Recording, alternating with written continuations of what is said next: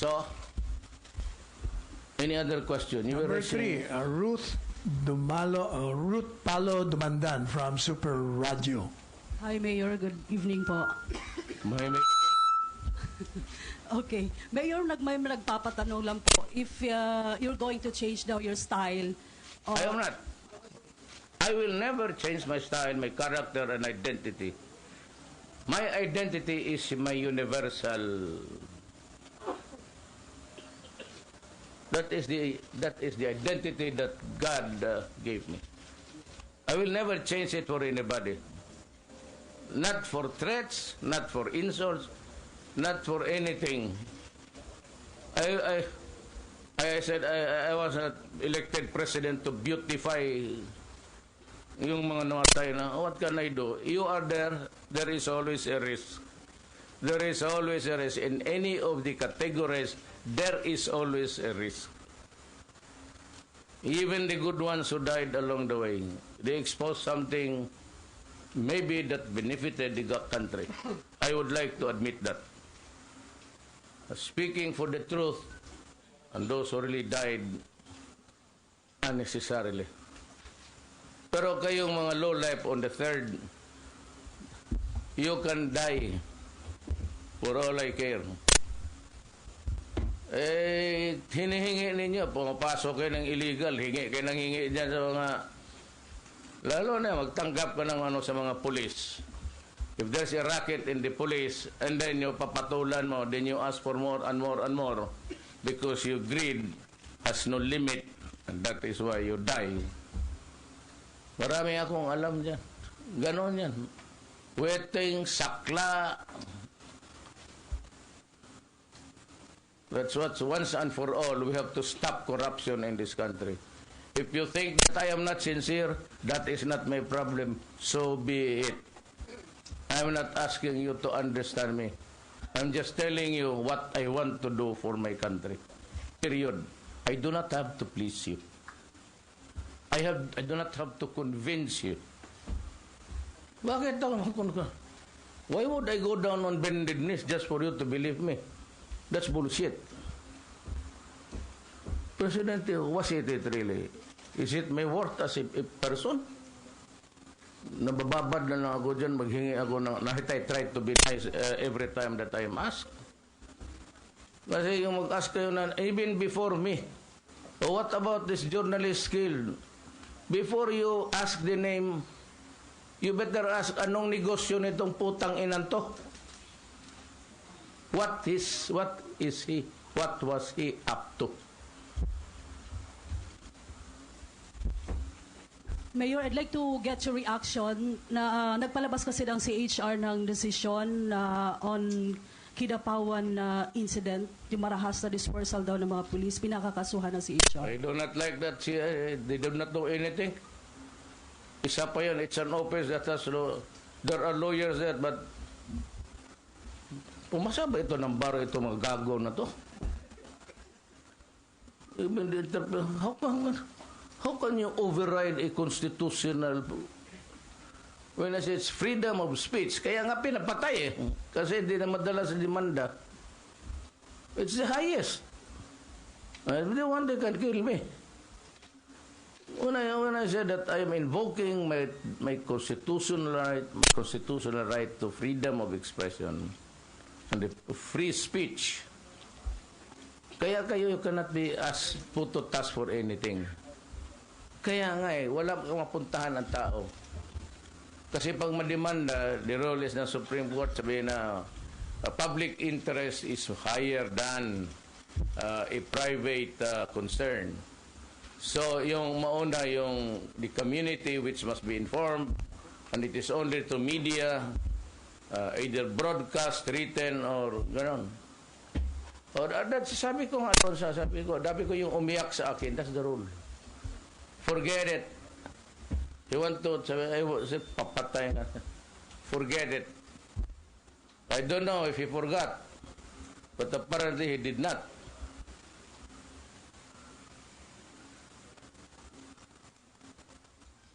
Next. Kayo mga taga Maynila, sabihin ninyo. Huwag na kayong pumunta dito. Sabihin ninyo sa mga boss ninyo. Ina Andolong of CNN. You're next. We will conduct governance sub rosa.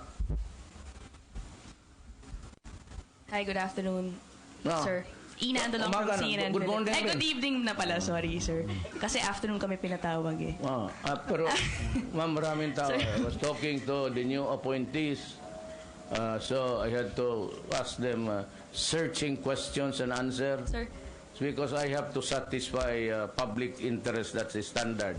See to it that they are not the guys like the third category of journalism. Graft and corruption. Money is all evil. Go ahead. sir, you criticized or lambast corruption in media, and yet you admitted to also giving money to some journalists. Aren't you in a way contradicting yourself? PR. Aren't you in a way No. encouraging that practice? No, PR kami. That's the practice. That is why I said, pang PR. I am a politician. It doesn't mean that I'm extraordinarily honest. But as I am awfully somebody who tells the truth. Manala yan. Pamasahe, gano'n. Sige, may convention mga writers. Ano, okay, good. That is not corruption. But what I'm saying is that everybody is into the business. And you can ask any congressman. Just because you're here, I cannot invite you for lunch, dinner. Or like tonight, if you want, you can go drinking. That is socializing. That's something else. Ito dito, PR. The second category, and I said, it's not corruption. It's somebody else's mouth moving for this guy. But hindi yung third stage, sabi ko, they go about corrupting people and extorting. So, I was very careful. so are you looking at an end to this practice? What do you plan to do to It has address to- this? To end this problem, it has to start in your field, in your core. Won't you? Kagaya nitong isa, sabihin niya namatay ang nanay niya. He's a journalist. And he has no money, but he has to go to the Visayas because namatay ang nanay. What would you do? If you are the mayor, and if you can afford to give, why not give? Is it because of the media? No, it's because it's a fellow human being. And he has to be there, and he has to cry at the burial of his father or mother. The consideration is not because I'm asking you to publish something for me. Kayong mga taga, all of you from Davao, tell me an instance. Tell me a single instance when I ask you to write something for me. Sige daw. Kaya sabi ko, I mean, it's goodwill. Kayong lahat, except for yung goodwill nga, kailan ako, you can ask anybody, I've been mayor for 23 years now. Tell me an instance where I said, even the press office of the city mayor, you can ask them, na pinatawag ko sa publish this kind of statement or my guideline, the truth. Because the truth would always come out however you hide it. And my role has always been stealing one's thunder. Kaya yung narration ko doon, yung sa election, sinabi itong Gabriela that I committed, I was narrating an event that really happened. And this guy, kalaban ko, one of the presidential candidates, was poking around looking for the tape because it was recorded when I expressed anger. And I knew that if they could get the tapes ahead of me, they will use it on the last moments, on the last days of the election, and I would have the chance to rebut it. Kaya inunahan ko na. That's why I expressed it in public. There was this incident. What would be that for? It's a simple story. And at that time, every network was in Davao City covering the event. And there was the shooting, and So sabi ko nga, I killed all of the 16 rapists. What's your problem? Everybody was there. Lahat ng TV networks were there. Bakit karaki si katago dyan? Marisa Mali? Text ka doon sa... Marisa Mali, you're next. Oh, GMA. 7. Good evening. Isa ka pa dumating. Good evening, Mr. Sabi mo, di ba President. babalik ka ngayon? Opo. Good evening, Mr. President. I would just like to clarify, what exactly did you mean when you said kill or stop journalism? Because we would like to believe that exposing anomalies and telling the truth, no matter how dangerous this is still one of the most noble professions in this I world. was taken out of context. There's no sense when you say kill journalism. You cannot connect the two words. I would say that you are into journalism. You run the risk. Even if you... No, you just mentioned a while ago, sorry, Mr. President, but you just mentioned a while ago, kill journalism. I am challenging you. Stop journalism in this country. No. Kill journalism here. Do not come here anymore because you were threatening to boycott. Go, let's stop journalism. I was using word kill. You Not kill the the profession. journalism here. Not the profession. I cannot stop you. It is in your person. Sir, Yes, you want to know, you want to, you do not want that to come here, to boycott me. Kill journalism here. Because kung ayaw na ninyong punta, di wala ng journalism. Ano ka naman? How can I kill journalism? Ano, ibig ko sabihin, wag ka na. If you want, you can kill journalism here. I'd only rely on the government.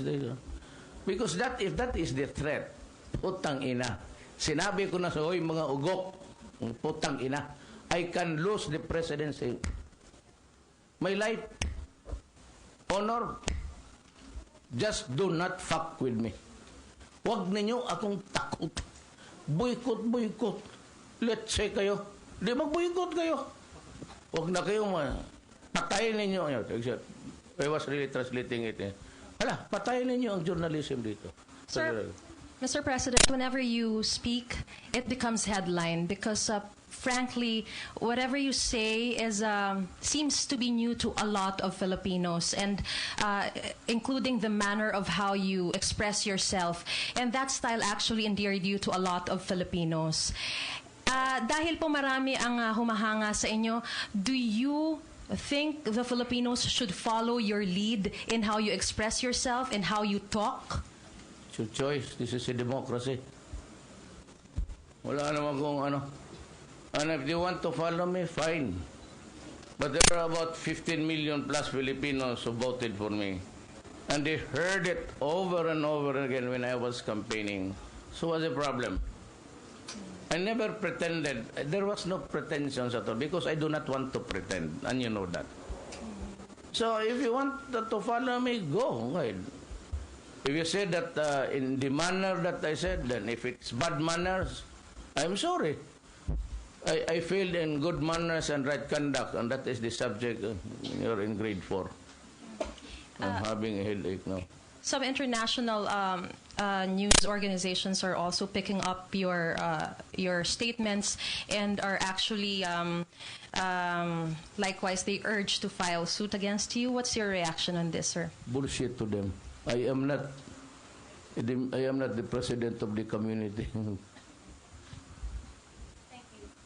Next, Carol Arguelles of Mindanao. Ayan ang mahirap nito ngayon, kaya puro tinatakot ka na demand. There's a convention of this, the convention of that, the UN. Utang ina kang UN, hindi mo masolve yung patayan dyan sa Middle East. They're killing people like crazy. Cannot even lift a finger in Africa. They're butchering the black people there. Tumahimik nga kayo, pareho rin kayo wala ng Pilipinas. Do not force me your code of conduct on me. You're not supposed to do that. I never signed anything that says that I have to behave in such in this manner or in that manner. Okay. Yes. Yes. How is the NDF running along in the city?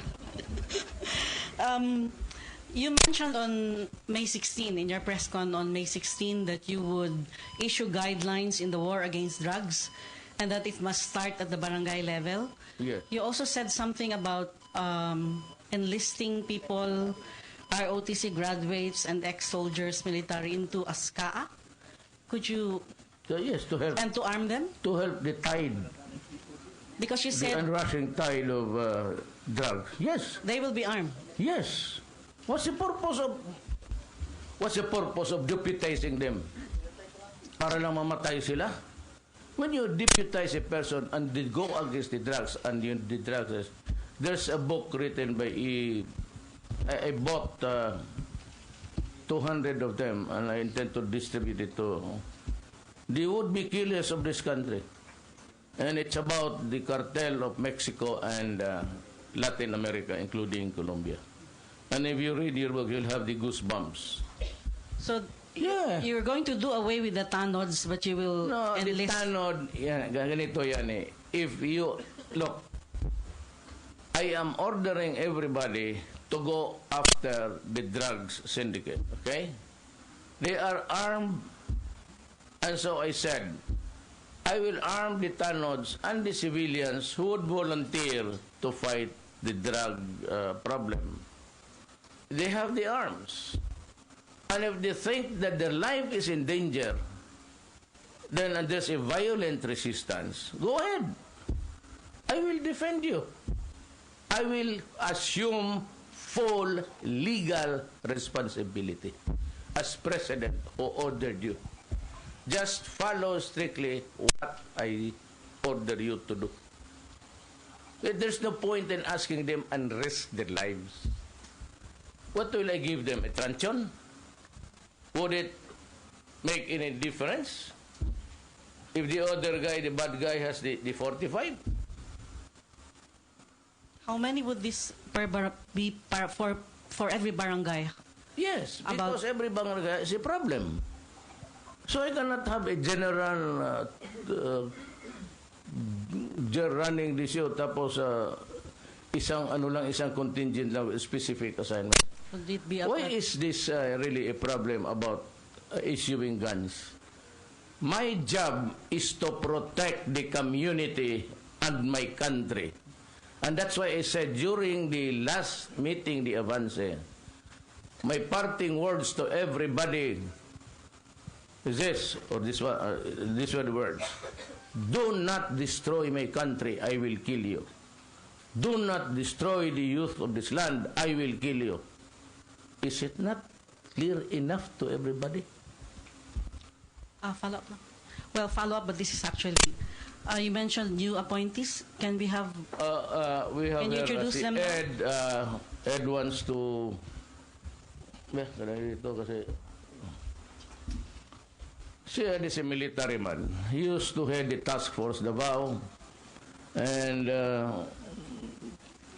he will be the undersecretary for civil veterans and retirees affairs, Department of National Defense. Siya yung sa disaster noon. He is a very good officer. Walang mabait yan. Hindi yan kagaya ng mayor ng Davao. Hindi yan nagmumura. So, you can rest easy. We are in safe hands, actually. Now, the Land Transportation Office has always been a pain in the ass. There's a grid of corruption there. Hanggang ngayon, we have paid our dues to them. We have not received our licenses to drive and the license plates for the car. This amounted to millions, and it is a graft-ridden office. I need a military man to instill discipline and to, if you want, kick the ass of those who are not really supposed to be there, undeserving of their office. The Land Transportation Office Chief would be General Edgar Galvante. He used to be the regional commander. I was still mayor then when he was assigned here. Then we have the special assistant to the president with general supervision over the PMS. My aide, staff lang ito. Yung staff ko sa office lang of the president. Si Christopher Go.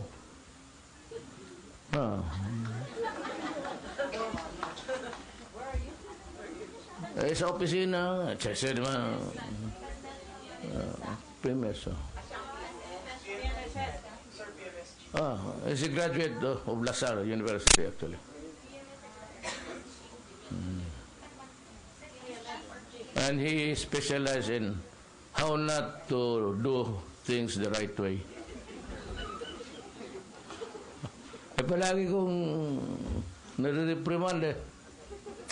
Then we have the head of the Presidential Communications Operations Office.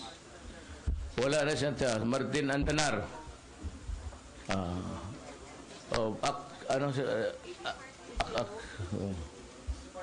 Comes from Action 5 ka ba? Action 5. Sinong Action 5 dito? Wala na kayo kasi hanap na kayo ng iba. He's going to head the office. But the spokesman remains Sal Panelo. And many of the guys there in Manila also do not like him.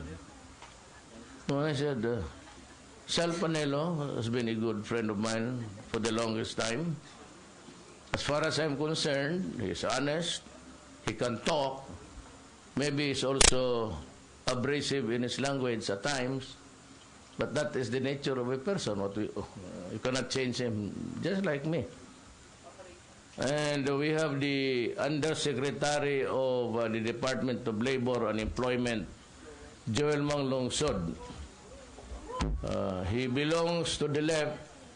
Once upon a time, he went to the mountains to be a cadre.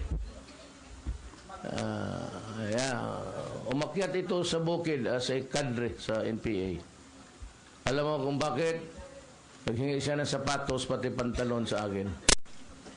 And it was the uniform of the NPA.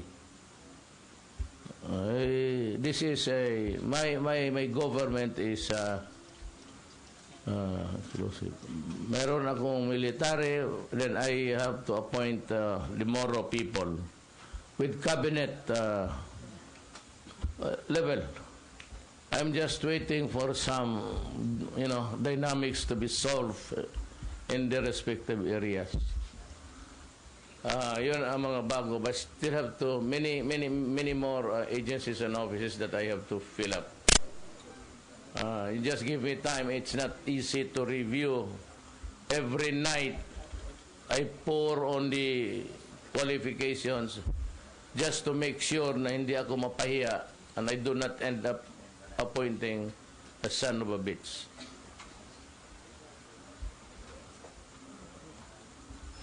What else? Pia Renanda of Rappler. Walang katapusan yan. Kung ano-ano lang tanongin yan. Good evening, sir. Sir, just on your catcalling the previous press con, in Davao, there is a Women Development Code which you yourself Yes, there championed. is a child. Yes. Let me stop you there for a while. Ano sabi nila kalaban ko? They said that I'm the woman. Davao City is the only city in the entire Philippines that does not have an anti-vice squad. It's the squad that arrests people, yung mga walang ginagawa, and of course, they go around checking on women of their papers. But the practice of this isa pang group of idiots is they arrest women, the prostitutes, they bring them to their office and they abuse them and get their money. Kaya sabi ko, I abolish the anti-vice squad. There is nobody here who can arrest a commercial sex worker, or sometimes also known as the prostitutes. It's only the city health officer. And only when they fail to report I have allowed them. Kasi una ko maibigay trabaho. But they should report every week to the city health officer who will conduct the examination and find out if it's still safe for her to do the trade. Dito lang. Okay, Superintendent. Dito lang. Okay. Sir, can I ask my question now? Yes. So, sir, we have this ordinance nga about the Women Development Code. And in the ordinance, it states that catcalling, whistling, sorry, let me just read it. Part of it. Cursing, whistling, or calling a woman in public with words having dirty connotations or implications is actually sexual harassment. So it seems as if you violated your own ordinance. Do you have any reaction or statement on this? You know, you don't have any business tapping me ever. That is a freedom of expression. Sir, your own law says that there's a limit to expression. That's binastos. If you go overboard and you start to harass the woman,